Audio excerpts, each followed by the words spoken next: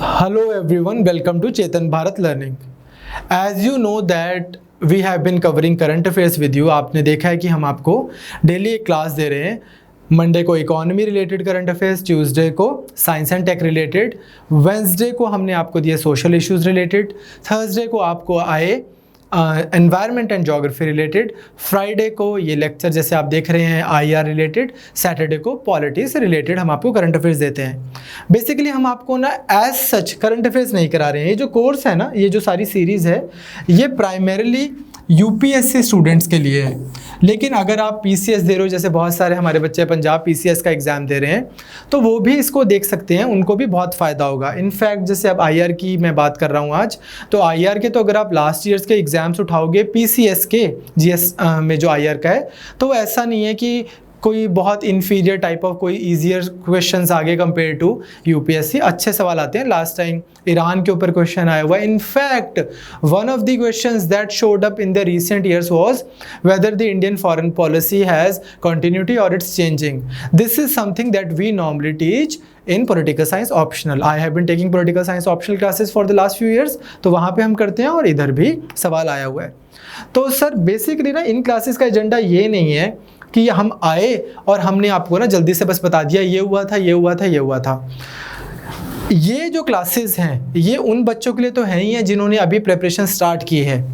ये क्लासेस उनको बहुत फ़ायदा देंगी जिन्होंने किसी इंस्टीट्यूट को ज्वाइन किया, वहाँ पे लाख 1.5 लाख रुपए दे दिए, 8-9 महीने पढ़ भी लिया, पेपर भी दे दिया और नहीं हुआ, या फिर अभी कहीं पे पढ़ रहे हैं फुल टाइम और अभी और कुछ ऐड करना चाहते हैं. तो आइडिया क्या है, this classes, this series is not only for the new students but also for the students who have been preparing for the last few years. अब इसमें हम कर क्या रहे हैं, हम ना ऐसे इन्फॉर्मेशन सेंट्रिक नहीं हो रहे कि ये खबर आई थी इसको सुन लो भाई, ये खबर आई थी इसको सुन लो.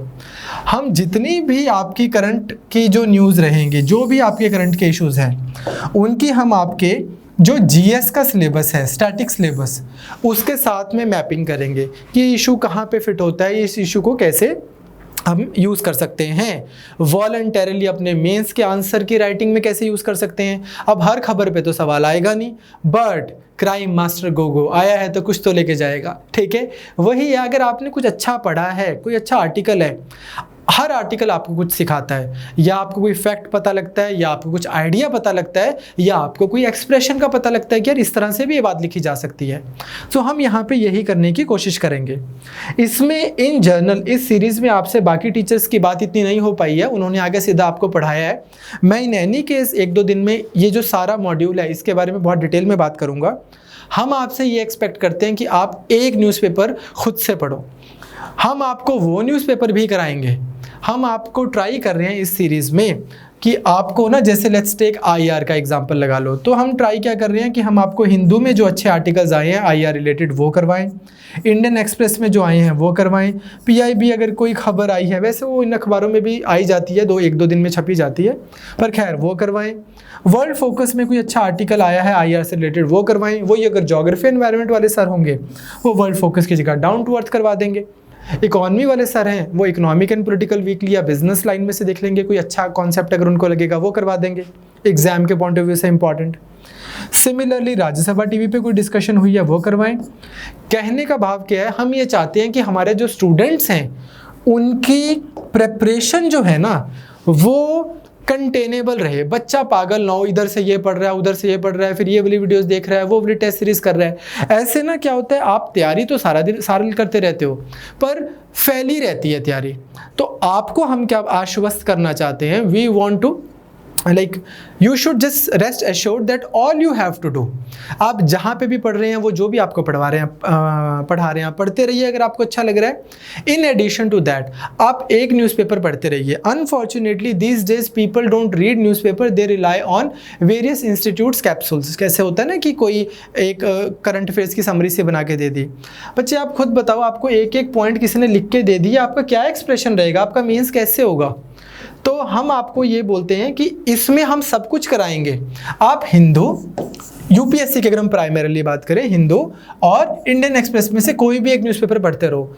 हम आपको वो भी करवाएंगे, लेकिन हम आपको बाकी सब कुछ भी करवाएंगे, पर क्योंकि हम ये न्यूज़पेपर्स कवर कर रहे हैं तो प्लीज़ आप ना हमारे ऊपर इस चीज़ के लिए रिलाई करो कि चल यार ये भी तो करवा ही रहे हैं हिंदू, मैं क्यों पढ़ूँ, या फिर मेरे को ABCD इंस्टीट्यूट्स भी तो समरी दे ही रहे हैं हिंदू की या एक्सप्रेस की, मैं क्यों पढ़ूँ। न्यूज़पेपर मस्ट है, वो ज़रूर पढ़ो आप।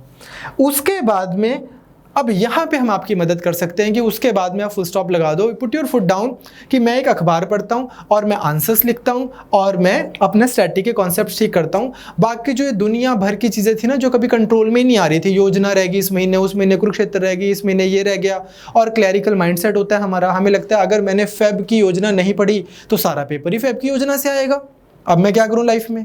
तो वो सारी चीज़ों को रिजॉल्व करने के लिए हमारी ये क्लासेस हैं। इन क्लासेस के बियॉन्ड आपको करंट अफेयर्स करने की ज़रूरत नहीं पड़ेगी। वो कैसे होगा वो हम आपको अभी बताते हैं। सब पहली तो चीज़ ये है। दूसरी चीज़ क्या, अगर आपके पास इतना ही टाइम है ना, 2 आंसर्स लिखो, 4 MCQs करो, वो आपको ज़्यादा सिखाएंगे कंपेयर टू सारा दिन यहाँ वहाँ भागते रहने से। कोई भी एक न्यूज़पेपर पढ़ते रहो। इनफैक्ट अगर आप सिर्फ एक न्यूज़पेपर अच्छे से पढ़ते हो तो आपको हमारी क्लासेस की भी ज़रूरत नहीं है, कुछ ज़रूरत नहीं होती, आप एक अखबार अच्छे से पढ़ो दिल लगा के, ठीक है। तो अब आज से इस सीरीज़ में हम शुरू कर रहे हैं। ये जो सारा मॉड्यूल है ना, इसमें हम आपको बहुत चीज़ें और भी कराएंगे। मैं आपको 1-2 दिन में इसके बारे में ग्रेटर डिटेल्स दूंगा। इंटरनेशनल रिलेशंस हम स्टार्ट कर रहे हैं वीकली करंट अफेयर्स में, तो ऑब्वियसली अब जो पिछला वीक निकला है उससे रिलेटेड हम करंट अफेयर्स करेंगे। लेकिन before I start the international current affairs, since this is the first video of our series of this international relation से रिलेटेड, मैं आपसे ना थोड़ी सी कुछ चीज़ें जल्दी से डिस्कस करना चाहता हूँ, ताकि आपको अगला पूरा 1 साल, अगर आप 2021 की प्रिपरेशन कर रहे हो यूपीएससी की, तो अगला पूरा 1 साल, और अगर आप 2020 की कर रहे हो तो भी आप मान के चलो ना, अगर आप लेट्स से आज जुलाई बिगिनिंग है तो अगस्त, सितंबर, अक्टूबर, नवंबर, दिसंबर, जैन, तो भी आपके पास 6 महीने हैं मेंस देने के, अगर आप इस साल दे रहे हो, और 21 में दे रहे हो तो आपके पास 1.5 साल है। इस सारा टाइम आपकी प्रिपरेशन कंटेन रहे। आप अखबार देखो, पढ़ो, या कोई भी खबर पढ़ो, तो आपको प्रिसाइसली पता हो कि इसको उठा के मैंने कहाँ डालना है, मेरे मेमोरी मैप में ये किस टॉपिक पे फिट होती है। ये हो सके इसके लिए मैं 2 मिनट आपके साथ एक एक्सरसाइज करूँगा। ये एक्सरसाइज हम आपके साथ सारे सब्जेक्ट्स में करेंगे कि क्या हर एक टॉपिक की मेजर कोर डिबेट्स हैं, क्या सब उसकी सब्सिक्वेंट डिबेट्स हैं, उससे रिलेटेड क्या करंट अफेयर्स हैं, और कितना करने के बाद आप आश्वस्त हो सकते हो that this is it, my topic is done. Alright, तो इसको स्टार्ट करने के लिए अगर आप चाहे 2020 में पेपर दे रहे हो, 21 में दे रहे हो, आप बस ये तो इसको अपना नियम बना लो, इस वीडियो को देखना, इस सीरीज की। दूसरी चीज़ क्या, अगर आप स्टेट PCS दे रहे हो, कोई भी पंजाब PCS है, most of our students are appearing in that, तो वो भी इस वीडियो को देख सकते हैं, उनको भी फ़ायदा होगा। आप UP, HP कोई भी दे रहे हो एग्ज़ाम, ये सब तो आना ही है। सबसे पहले ना, कुछ भी पढ़ने से पहले हम सिलेबस देखते हैं। अगर ये आपकी स्क्रीन पे अच्छे से नहीं भी दिख रहा तो भी टेंशन वाली कोई बात नहीं है, मैं पढ़ ही रहा हूँ, ठीक है। हमारे GS2 में जब हम जाते हैं, इंटरनेशनल रिलेशंस के बारे में क्या लिखा है, इंडिया एंड इट्स नेबरहुड, ठीक है साहब। Relations between India and neighbouring countries, वही एक ही बात होगी, नेबरहुड है तो उसकी relation. Bilateral, regional, global grouping and agreements involving India and affecting India's interest, ठीक है। हमारी लेट्स से USA के साथ में न्यूक्लियर डील हो गई एक बायलैटरल, ऑस्ट्रेलिया के साथ में हो गई, कजाकिस्तान के साथ में होगी, इस तरह से।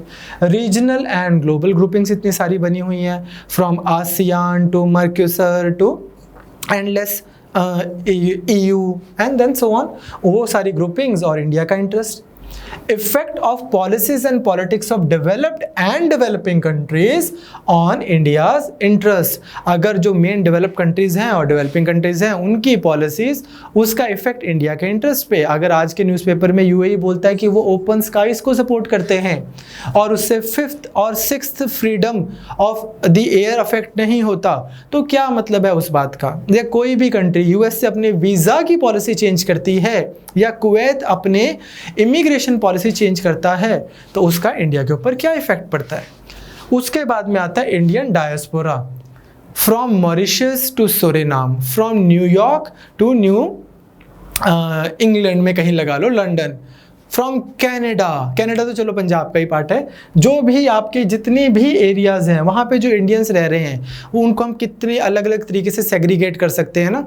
कुछ जो पुराने टाइमों में सैकड़ों साल पहले ब्रिटिश के साथ गए as kind of bonded labour, फिर कितने बाद में आज़ादी के बाद में गए, ठीक है, पंजाब से फॉर एग्जांपल कनाडा या यूके बहुत गए 70s 80s में, और कितने फिर आईटी रेवोल्यूशन के बाद में गए, एंड देन उनका क्या स्टेटस है।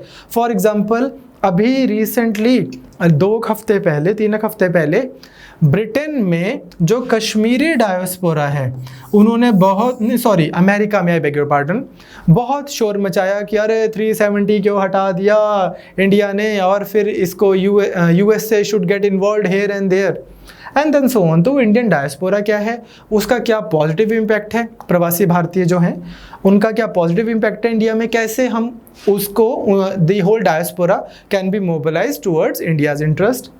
And then important international agencies, institutions and fora, their structure and mandate. It could be WTO, it could be World Bank, it could be IMF and so on and forth. अब ये ना जो syllabus है ये बच्चा पढ़ लेता है, इतना भी नहीं पढ़ता नॉर्मली, उसको लगता है अच्छा IR है और मैंने IR पढ़ना शुरू कर देना है। उसके बाद में उसको ना IR तो सारा साल पढ़ता रहता है, लेकिन एग्जैक्टली पता नहीं होता कि कुछ नहीं आइडिया होता कि उसको मैं कैसे अपने मैप में, मेंटल मैप में बिठाऊं।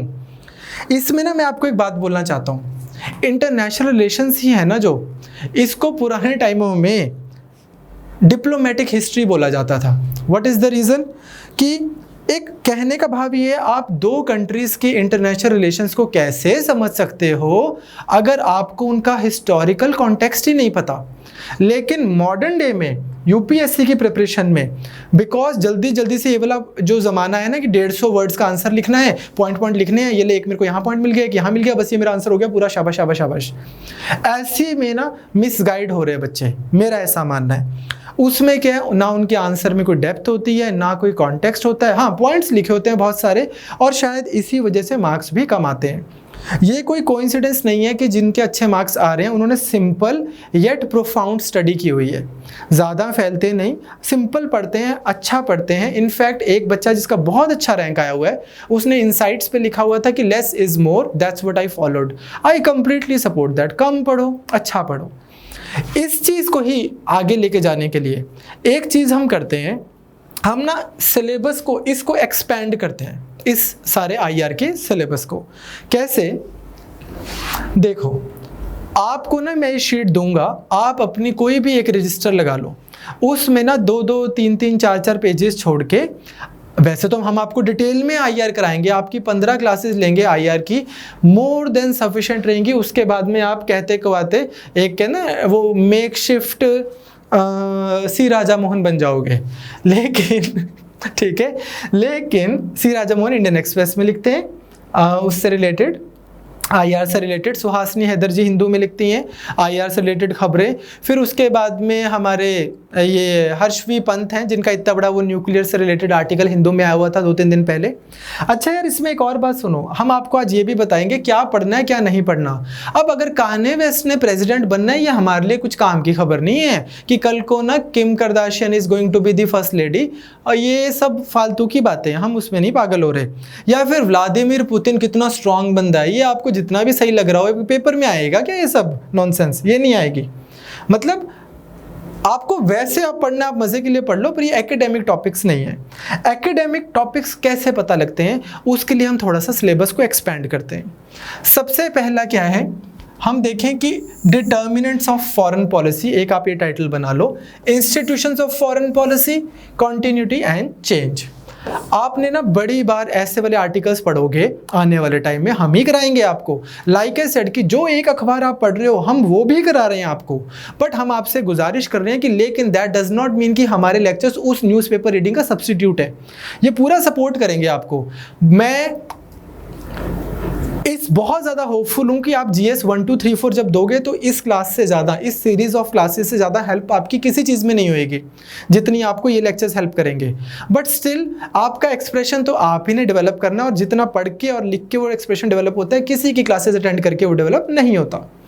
तो आपको ना बहुत सारे ऐसे आर्टिकल्स मिलेंगे, India needs to reconsider its neighbourhood policy, या मोदी गवर्नमेंट के बाद में हमारी ये वाली पॉलिसी चेंज हो गई, इस तरफ टिल्ट हो गया, उस तरफ टिल्ट हो गया। बड़े कोई पिन पॉइंट नहीं बोला होता उसमें कि ये कॉन्ट्रैक्ट हो गया इंडिया का, रशिया के साथ में ये डील हो गई, इधर से ये हो गया ना। ओवरऑल एक फिलोसफिकल लेवल पे बात की होती है कि पहले तो हम नैम की तरफ जा रहे थे, लेकिन अब हमारे प्रधानमंत्री जी नैम की मीटिंग अटेंड भी नहीं करते। ठीक है, तो is there a change in India's foreign policy? पहले तो हम रशिया को अलग तरीके से देखते थे, यूएसए को अलग तरीके से देखते थे, लेकिन अब क्या हो रहा है, हमारा यूएसए के साथ सिर्फ डिफेंस ट्रेड उतना है जितना हमारा रशिया के साथ ओवरऑल ट्रेड नहीं है। तो क्या कोई चेंज या कॉन्टिन्यूटी आ रही है हमारी फॉरेन पॉलिसी में? इंस्टीट्यूशंस कौन से हैं फॉरेन पॉलिसी मेकिंग के?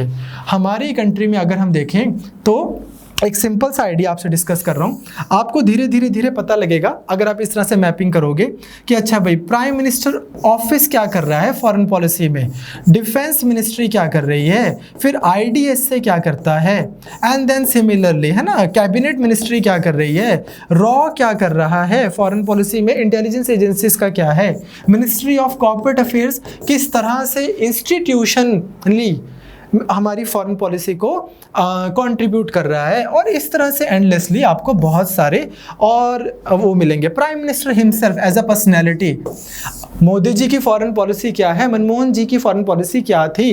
जैसे फॉर एग्जांपल पाकिस्तान जब हम देखेंगे तो we will see every prime minister in India has tried to leave his or her mark in their policy, foreign policy vis-a-vis Pakistan. तो how it changes with when new prime minister comes in. Okay? तो इस तरह से हम बहुत सारी ये चीज़ें करेंगे। अब ये करने के लिए, ये सब करने के लिए अपने को थोड़ा सा ये तो पता हो कि यार ये जब आर्टिकल आते हैं ये इंपॉर्टेंट होते हैं कि नहीं होते, और अगर होते हैं तो किस टॉपिक में होते हैं। तो ये इस टॉपिक में होते हैं बच्चे, इंस्टीट्यूशंस ऑफ फॉरेन पॉलिसी आपको पता होनी चाहिए, कॉन्टिन्यूटी एंड चेंज आपको पता होना चाहिए।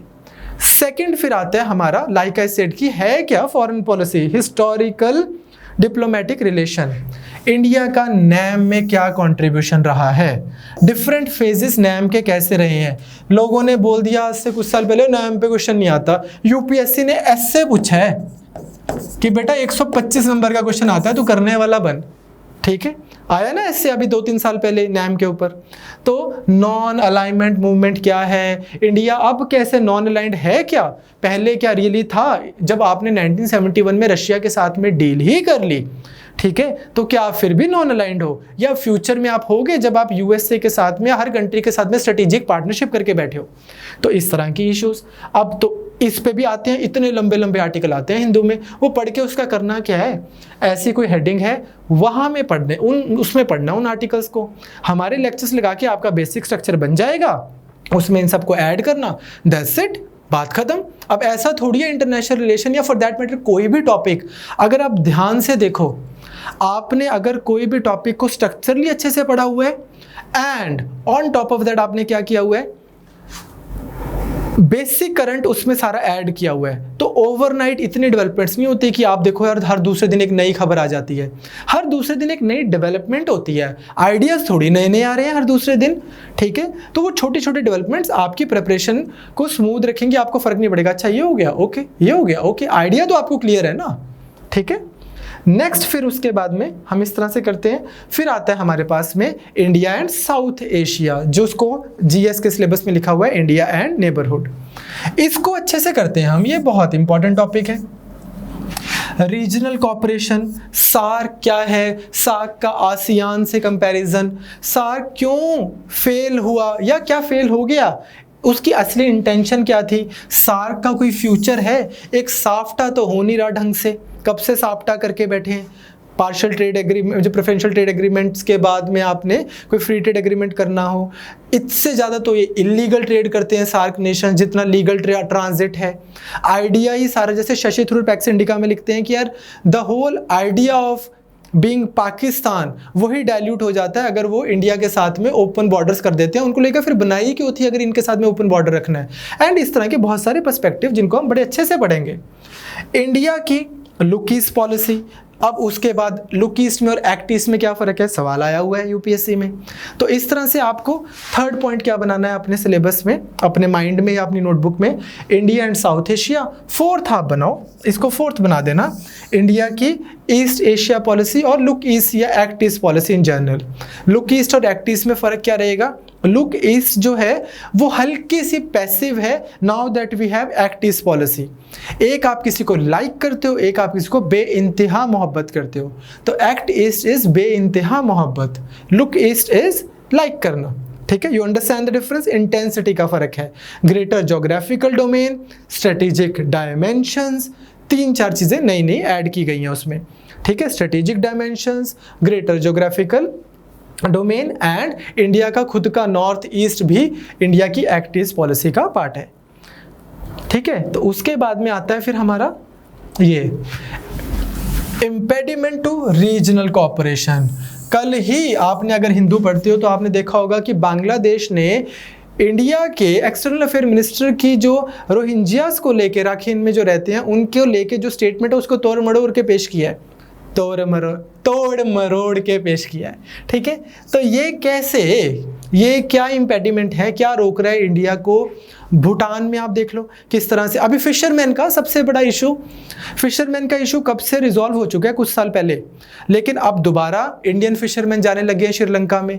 पहले वो उनको गोली मारने लगे थे, अब उन्होंने बंद किया मारना, लेकिन अब भी वो ऑब्जेक्शन रेज कर रहे हैं। तो क्या इशू है जो इंडिया और श्रीलंका को ट्रबल कर रहा है, क्या इशू है जो इंडिया और बांग्लादेश को ट्रबल कर रहा है, इंडिया म्यांमार को, इंडिया भूटान को, इंडिया अफगानिस्तान को, इंडिया चाइना को, चाइना इंडिपेंडेंटली भी करेंगे, इंडिया पाकिस्तान को, नेबरहुड में रीजनल कोऑपरेशन को लेके क्या इंपेडिमेंट्स हैं, क्या रुकावटें हैं।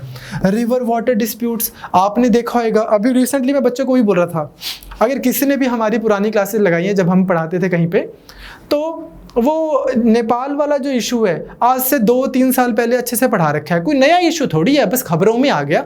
वही मैं आपको बोल रहा हूँ, आपको आइडिया हो तो ये तो बस डेवलपमेंट्स हैं, रोज रोज देशों के बीच में नए नए डिस्प्यूट्स नहीं हुआ करते, वही डिस्प्यूट्स दोबारा रीइमर्ज हो जाते हैं। सॉवरेन मैटर्स हैं, कोई छोटी मोटी इकोनॉमिक पॉलिसी थोड़ी है, सरकार ने कोई नई स्कीम लॉन्च कर दी, पुरानी स्कीम वापस ले दी, ऐसा नहीं होएगा। आपको अगर एक बार ये आता है तो आता है। ये बहुत बड़ा मिथ बना रखा है कि करंट अफेयर्स तो ना बस लेटेस्ट आता है, लेटेस्ट डेवलपमेंट होती है, ऐसा कुछ नहीं है, कोई मजाक है क्या। आपको पता होना चाहिए लेटेस्ट डेवलपमेंट्स का, लेकिन उसके बेसिस पे आप अच्छा आंसर नहीं लिख सकते अनलेस आपको अच्छे से IR आता है, इंटरनेशनल रिलेशंस की समझ होनी बहुत ज़रूरी है। फिर इलीगल क्रॉस बॉर्डर माइग्रेशन इतना बड़ा इशू है, अब तो ये डोमेस्टिक इश्यूज़ में भी बदलता जा रहा है। हमारे यहाँ पे नॉर्थ ईस्ट में जो बांग्लादेशी इलीगल माइग्रेशन का बहुत बड़ा प्रॉब्लम है। ऐसा माना जाता है कि कितने हज़ार तो अफ़गानिस्तानी हैं जो बांग्लादेश के थ्रू इंडिया में ऐड हुए हैं, कि बांग्लादेश अफ़गानिस्तान से किसी तरह बांग्लादेश गए, बांग्लादेश में फिर इंडिया आ गए। तो इस तरह के बहुत सारे issue. Ethnic conflicts and insurgencies हमारे यहाँ पे तो है, जैसे रोहिंग्या क्राइसिस ही है, इन जनरल आपको वर्ल्ड वाइड पता हो। ठीक है, border disputes all the way from Sir Creek to Katchatheevu island, सारे पता होने चाहिए। लो इस पे ये जो है ना बॉर्डर डिस्प्यूट्स, अगेन 2 साल नहीं हुए 125 नंबर का एस्से आया है यूपीएससी में जीएस में 125 नंबर का एस्से कि लो भाई इंडिया के जो सारे बॉर्डर डिस्प्यूट्स हैं इसको खोल के रख देना था, वहाँ पे हो जाते आपके सारे। सर क्रीक से शुरू होते, यहाँ से फिर कश्मीर से अपना आगे इधर सियाचिन और इधर अक्साई चीन, चाइना को 3 पार्ट्स में डिवाइड कर देना था, वेस्टर्न, सेंट्रल और middle sector, western sector, eastern sector, फिर एंड देन फर्दर। ठीक है, तो इस तरह से अपने को ये सारी हेडिंग्स बना के इनके अंडर टॉपिक करने हैं। यूपीएससी की प्रिपरेशन को बहुत ज़्यादा समझदारी से करना, जितना ये प्रिपरेशन है ना जो, वो मैंने अपने over the course of years जो आइडिया लगाया और तकरीबन सभी एग्री करते हैं, जितना ये पेपर मेहनत का है ना उतना ही ये पेपर ना मेहनत को कंटेन करने का है, संभालने का, सिस्टमेटाइज करना। इसकी प्रिपरेशन सिस्टमेटाइज नहीं होती क्योंकि बहुत बड़ा पेपर है, बड़ा इन द सेंस कि वास्ट है इसका सिलेबस। तो वो ट्राई कर रहा हूँ मैं यहाँ पे कि आप अपना सारा IR कुछ हेडिंग्स के अंदर सिस्टमेटाइज करो और बात हो गई ख़त्म। बॉर्डर डिस्प्यूट्स के बाद में India and the global south, सारा साल बच्चे पढ़ते रहते हैं अखबार, उनको बोलो लेवल लिखे, एक सवाल आ गया इंडिया अफ्रीका पे, इंडिया वेस्ट अफ्रीका के रिलेशंस पे, कुछ नहीं पता क्या लिखना है।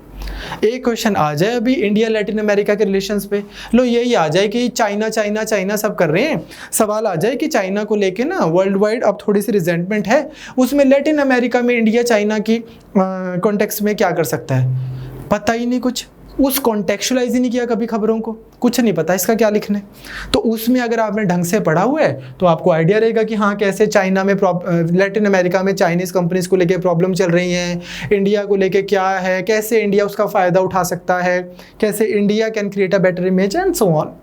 Relations with Africa and Latin America and India का role, leadership role with respect to WTO negotiation, ये भी बहुत इम्पॉर्टेंट है, वेरी वेरी इम्पॉर्टेंट। इस पे तो GS3 में, GS2 में, GS3 में, SA में कहीं पे भी सवाल आ सकता है। वर्ल्ड ट्रेड ऑर्गेनाइजेशन की नेगोशिएशन को लेके अगर आपको ग्लोबलाइजेशन करवाएंगे वो WTO के बिना नहीं हो सकती, इकोनॉमी कराएंगे from agreement on agriculture to phytosanitary standards to rule of origin to anything, you can't do anything without WTO, you can't understand anything, है ही WTO का पार्ट है सब कुछ, ठीक बात। इसके बाद में साहब आप इस तरह से अगर इसको सिलेबस को डिवाइड करते हो, फिर आता है हमारे पास में कुछ और टॉपिक। यहाँ पे हम एक सुपर पावर सेंट्रिक इंडिया के रिलेशन देखते हैं कि इंडिया के इस सुपर पावर के साथ कैसे रिलेशन है, देन सो ऑन। जैसे इंडिया USA, बहुत सारे इश्यूज हैं हमारे इनके साथ में, इकोनॉमी के इशू हैं, इनकी फार्मा इंडस्ट्री और हमारे बड़े सारे डिस्प्यूट्स चलते हैं इंडिया के। ऐसा बोलते हैं इंडिया और USA के रिलेशन ही फार्मा ने हाईजैक किए हुए हैं, ठीक है। न्यूक्लियर इशू, आज 12 साल हो गए इंडिया और उसके USA की न्यूक्लियर डील हुए को, ठीक है। पाइया न्यूक्लियर एजेंसी वो नहीं है बनी अभी तक, इलेक्ट्रिसिटी 250 ग्राम सो कॉल्ड, क्या रीज़न है, अब तो जापान से भी डील हो गई, क्या रुकावट है। तो nuclear issue, totalization issue, army related issue, WTO related issue, India की यूनाइटेड नेशन परमानेंट सीट को लेके इशू, इस तरह से आपका पूरा इंडिया US जब हुआ होता है, visa related issue and then so on, Pakistan angle, Afghanistan angle, जब ये पूरा हुआ होता है एक साल में क्या कुछ हो जाएगा, इतना कुछ नहीं होगा, थोड़ा थोड़ा आपको बस ऐड करना होगा। देन इसके बाद आता है हमारे पास इंडिया EU, ये भी क्या बोलते हैं इंडिया EU के रिलेशनशिप को, loveless arranged marriage, there is nothing strategic, no partnership, पर वैसे सब कुछ बहुत बढ़िया दिखता है पेपर पे। तो फिर इधर भी बहुत सारे इश्यूज हैं, from automobile industry to wines and spirit industry to जैसे डेयरी इंडस्ट्री। अब उनके जो डेनमार्क वाले हैं वो बोलते हैं भाई हमारा दूध खरीदो, अमूल वाले, मदर डेयरी वाले बोलते हैं यार अगर आप EU का दूध खरीदोगे तो जो हम घरों घरों में जाके, गाँव में जाके दूध इकट्ठा करके इंडिया में डिस्ट्रीब्यूट करते हैं, उसका क्या होगा लाइवलीहुड उस किसान का या उस रूरल पर्सन का जो जहाँ से हम सारा कोऑपरेटिव चला रहे हैं। तो इश्यूज बन जाते हैं। हम उनको बोलते हैं हमारी एजुकेशन को वो करो, रिकॉग्नाइज करो। इंडिया से बंदा ग्रेजुएशन करके जाता है, वो फिर डिप्लोमा में बिठा देते हैं, दोबारा पढ़ भाई, हम नहीं मानते तुम्हारी एजुकेशन। सिमिलरली बहुत सारे और भी इशू, जापान से रिलेटेड इशू बहुत अच्छा है इंडिया जापान के रिलेशन, कहते हैं ना चेरी ब्लॉसम फेस, ऐसे वाले वर्ड्स यूज होते हैं। इंडिया जापान इशू, चाइना तो डरा बैठा है, चाइना के रिलेटेड इतने सारे इशू, स्पेशली जैसे हमारे इनके साथ में अगर हम चाइना की ही बात करें, वही जैसे मैं आजकल देख रहा हूँ कि जैसे बहुत सारे लोग वैसे पढ़ाई जा रहे हैं चाइना, कोई कॉन्टेक्चुअलाइज नहीं कर रहे कि वो करना चाहिए, और ऐसा भी नहीं है कि उनको आता नहीं, पता नहीं क्यों नहीं कर रहे, ठीक है। अब जैसे चाइना का ही लगा लो, अगर हम इनके साथ में अपने डिस्प्यूट्स देखें, सिर्फ डिस्प्यूट्स तो ख़त्म ही नहीं होते हमारे और इनके। चाइना दुनिया का वाहिद एक ऐसा देश होगा जिसके हिसाब से दलाई लामा तो टेररिस्ट है और हाफिज सईद जो है वो कोई रिलीजियस लीडर है। तो पहला ये रिपीटेडली इनको लेके जो उसका यूनाइटेड नेशन में वो रहता है, स्टैंस रहता है। फिर चाइना से रिलेटेड ही अगर हम बॉर्डर डिस्प्यूट्स की बात करें हम, तो उसमें हमारे 3 पार्ट्स में डिस्प्यूट हो जाते हैं। पहला है अक्साई चिन वेस्टर्न सेक्टर, दूसरा मिडल सेक्टर, जो ये सारे इश्यूज आपने देखे होंगे, डोकलाम से लेके उत्तराखंड से लेके और सिक्किम तक जो हमारे इश्यूज चलते रहते हैं इनके साथ में, from Doklam to Chumbi valley and so on. फिर ईस्टर्न सेक्टर, कभी उनको सिर्फ सारा का सारा वो चाहिए, अरुणाचल प्रदेश चाहिए, कभी अकेला तवांग रीजन क्लेम कर देते हैं, यहाँ के बंदों को स्टेपल वीज़ा दे देते हैं, यहाँ पे 38,000 स्क्वायर माइल का एरिया कैप्चर करके बैठे हैं और दोबारा वेस्टर्न सेक्टर में डिस्टर्बेंसेस चल रही हैं, जो चल रही है ना अभी सारी की सारी, ये हॉट स्प्रिंग से लेके और Galwan issue and then so on. ये छोटा सा एक इशू है जो पहले किया हो, अच्छे से बंदे को क्लैरिटी हो, तो जब वो आंसर लिखने जाएगा तो उसका इंडिया और चाइना के बॉर्डर डिस्प्यूट पे आंसर है। तो ऐसा नहीं है क्योंकि उसने बस यार रिसेंटली कुछ नोट्स पढ़े थे, सारा आंसर गलवान पे लिखा है और एक लाइन अरुणाचल प्रदेश की लिखा है और उसको लग रहा है नंबर आ जाएंगे। क्यों आ जाएंगे भाई नंबर? कुछ आपने जब उसको वही नहीं किया, कॉन्टेक्चुअलाइज ही नहीं किया। बहुत बड़ा विषय है इस टॉपिक को। जैसे अब मैं बहुत देख रहा था कि लोग बोल रहे हैं अरे LAC पे तो लड़ाई नहीं होती, LAC तो वो रहा है पीसफुल रहा है। क्यों रहा है भाई LAC पीसफुल? क्या रहा है नरसिम्हा राव का रूल? उसमें इतना बड़ा रूल रहा है नरसिम्हा राव जी का, PV नरसिम्हा राव जी का, वो सब आपको पता होना चाहिए। UPSC एक्सपेक्ट करेगा आपके अखबार लिखें ना लिखें, आपके इंस्टीट्यूट्स, हम जैसे लोग आपको, हम भी तो कितने की मतलब इंस्टीट्यूट्स वाले भी कितने की समर्थ हैं, जितना का आता है बता देते हैं, पर वो आपसे UPSC एक्सपेक्ट करेगा कि आपको कैसे नहीं पता कि हमारे मैप्स एक्सचेंज हुए थे, डिमार्केशन हुई थी, फिर उसके बाद में चाइना पुश करी जा रहा है आगे आगे आगे आगे एक्चुअल अब डिमार्केशन को, ठीक है। वो सारी चीज़ें जो हैं आपको पता होनी चाहिए। फिर हमारे इनके साथ में वाटर रिलेटेड, वाटर पे जो इश्यूज़ हैं उनको भी 2 पार्ट्स में डिवाइड करो आप। एक है हमारे इनलैंड वाटर डिस्प्यूट, जैसे कि ब्रह्मपुत्रा रिवर के पास में इशू है जो, फिर हाई सीज डिस्प्यूट, हाई सी डिस्प्यूट को भी आप 2 पार्ट्स में डिवाइड करोगे, स्ट्रिंग ऑफ पर्ल वाला और साउथ चाइना सी वाला। इस तरह से इकोनॉमी का डिस्प्यूट, ठीक है। अब हम चाइना के साथ में हमारा बहुत ज़्यादा ट्रेड डेफिसिट है, तो हम क्या उनसे सस्ती प्रोडक्शन तो कर ही नहीं सकते। अगर हम प्रैक्टिकल रहें, हम कोई ऐसे तो है नहीं कि यार आपने सज्जन जिद्दल जी ने बोल दिया और इंडिया की प्रोडक्शन हो गई, कल से बढ़ गई, ठीक है, ऐसा तो नहीं होगा। तो हम क्या करें? क्या हम चाइना की इन्वेस्टमेंट ले आए अपना वो जो है ट्रेड डेफिसिट हटाने के लिए? 10% पे देते हैं ये इन्वेस्टमेंट, बिकना है क्या हमने? तो क्या ऑप्शंस हैं क्या नहीं है, ये सारी की सारी। फिर इनका जो सबसे प्रॉब्लमेटिक है 1 road 1 belt, 1 belt 1 road OBOR, ठीक है। मैरीटाइम जो इनका सिल्क रूट है, सिल्क रूट, इसको बहुत अच्छे से करने की ज़रूरत है। तो कहने का मेरा भाव ये है अगेन कि जब तक आपके दिमाग में माइंड मैप्स नहीं बने हुए सिलेबस के कि मैंने कैसे पढ़ना है, तो आप क्या ऐसे ना बस सारा साल पढ़ते भी रहोगे, ढांचा भी नहीं बनेगा। तो हम इसमें चाइना और रशिया, इसको आप ऐसे डिवाइड कर सकते हैं। इसकी ना दूसरी एक्सट्रीम पे भी नहीं जाना। मैंने एक इंस्टीट्यूट के नोट्स देखे हैं जहाँ पे उन्होंने लिखा हुआ है India's Fiji relation, India Brunei relation, India Burkina Faso relation, India this. भाई इतना पागल भी नहीं होना। You have to put your foot down. एक तर्क है ना, जो अगर मेरी बात आपको आज तर्कहीन लग रही है तो मेरी भी नहीं माननी। आपने गलेबल नहीं बनना, ऐसे तर्क लॉजिक को इंटैक्ट रखो। जो चीज़ आपको लॉजिकली ठीक लग रही है कि यार ऐसे तो कोई एंड ही नहीं है, मैं कहाँ से कर लूँगा, बुर्किना फासो के रिलेशन कर लिए, उन्होंने सूरीनाम का थोड़ी पूछ लेना आपसे क्वेश्चन। और अगर पूछ भी लिया, मान लो उस छोटी सी पॉसिबिलिटी जब इंडिया फिजी के क्वेश्चंस के ऊपर, रिलेशन के ऊपर सवाल आ गया, आपको नहीं आता था, पड़ोसी को भी नहीं आता होगा, यार कमाल है, वो कोई सुपर ह्यूमन थोड़ी है बाकी लोग, और वो इम्पॉर्टेंट भी नहीं है उसको जानना। लेकिन अगर आपको इंडिया रशिया के बारे में नहीं पता अच्छे से, फिर तो प्रॉब्लम है कि क्यों हमारे ट्रेड रिलेशन इतने कम हैं, क्यों डिस्पाइट द फैक्ट कि हमारी one of the largest demands हैं कंट्री में नेचुरल गैस की और सच थिंग्स की, और Russia one of the largest reserves रखता है, फिर भी हमारा उनके साथ में ट्रेड नहीं हो पा रहा। क्या इम्पेडिमेंट है? क्यों? चाहे वो हमारा लार्जेस्ट, हमारे पास सप्लायर जो हैं, सबसे हथियार इनके पास है, इनसे आते हैं, लेकिन इनका शेयर कम होता जा रहा है, एंड सो ऑन। इसको अपने को समझना है, ये कन्वेंशनल टॉपिक्स हैं सारे। फिर अभी आपने जैसे पढ़ लिया इंडिया UN, बड़ा अखबारों में आ रहा है कि जी आप परमानेंट मेंबर बना दिया, वो 2 ईयर्स के लिए दोबारा इंडिया को वो नॉमिनेशन हो गया जी यूनाइटेड नेशन में, and then so on and so on and so on. लेकिन प्रॉपर अपने को क्या क्लैरिटी है यूनाइटेड नेशन की? और इसमें भी यार थोड़ा सा आपको ध्यान रखना है। यार ना आपको देखना है कि जो भी आपको करा रहा है वो कितना तर्कपूर्ण तरीके से करा रहा है, इंक्लूडिंग मी। अगर आपको मेरी बात भी लॉजिकल लगे तो आपने उतनी की फॉलो करनी है जो आपको लॉजिकल लगेगी, ठीक है। For that matter the entire UPSC preparation, अगर आपको लॉजिकल नहीं लग रही बात तो आपने अपनी सामान का, वो कहते हैं खुद जिम्मेवार है यात्री, हम अपनी तरफ से अपना बेस्ट दे देंगे आपको।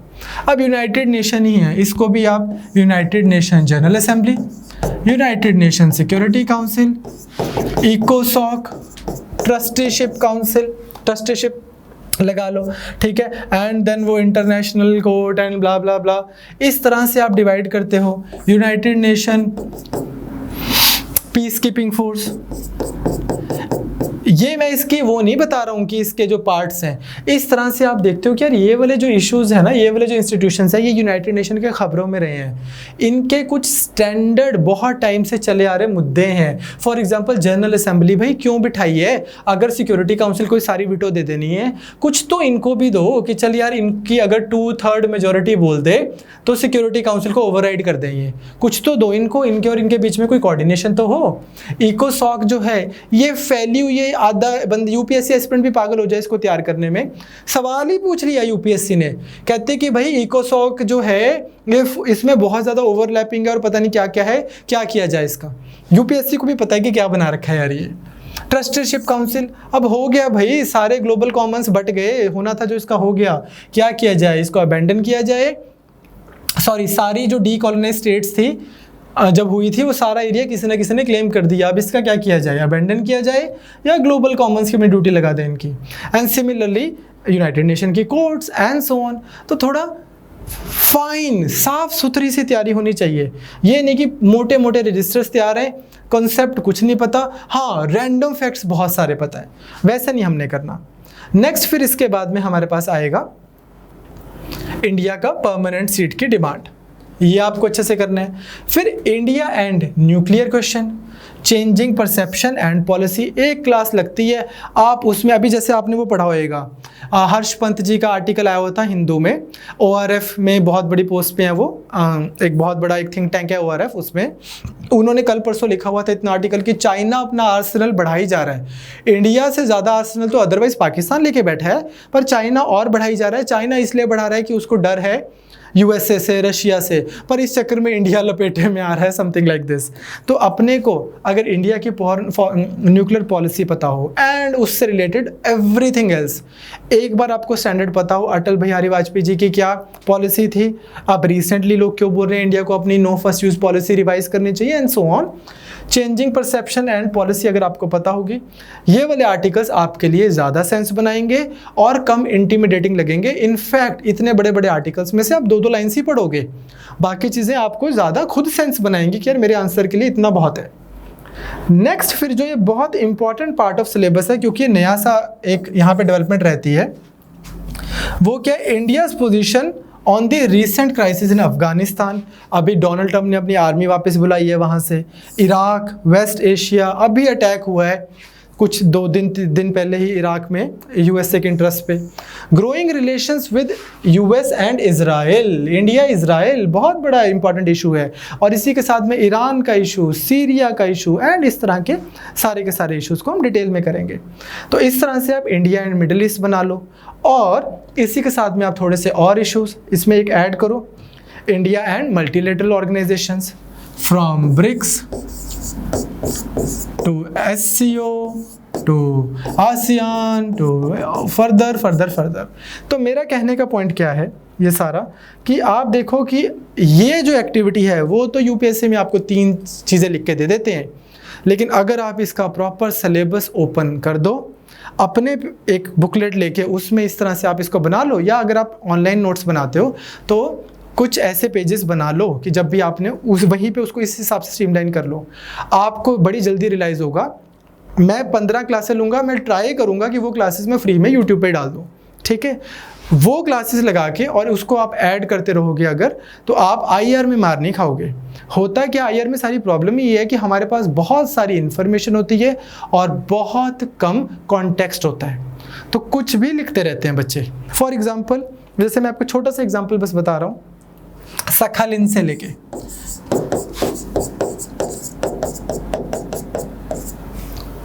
रिसेंटली कोई बहुत ज़्यादा कहीं पे किसी बच्चों ने पढ़ा होगा और अच्छा इंस्टीट्यूट है, बहुत अच्छे नोट्स होते हैं उनके अदरवाइज, ठीक है, वहाँ पे उन्होंने लिख दिया इंडिया रशिया के बहुत अच्छे रिलेशन है और इंडिया रशिया बहुत अच्छा कर रहे हैं, सखलिन में देख लो कितना अच्छा कर रहे हैं। क्या बोले जा रहे हो, जाके देखो सखलिन 1 में इंडिया ने है क्या, वहाँ पे इंडिया एक्सप्लोरेशन कर रहा है। 1 में एक्सप्लोरेशन करने की कोशिश करी, कुछ इकोनॉमिकली वायबल ही नहीं निकला नीचे से।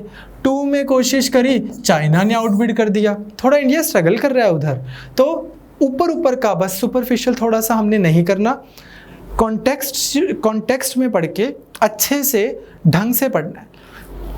पॉलिटिकल जो ये है ना IR जो है, ये आपको पॉलिटिकल साइंस के क्वेश्चन अगर मैं यहाँ पे खोल दूँ IR के और GS के क्वेश्चन खोल दूँ, आप बता नहीं सकते कौन सा क्वेश्चन पॉलिटिकल साइंस ऑप्शनल का है, इसका IR का, कौन सा सवाल पॉलिटिकल साइंस का है और कौन सा सवाल इधर का है GS का है। अच्छे सवाल आते हैं।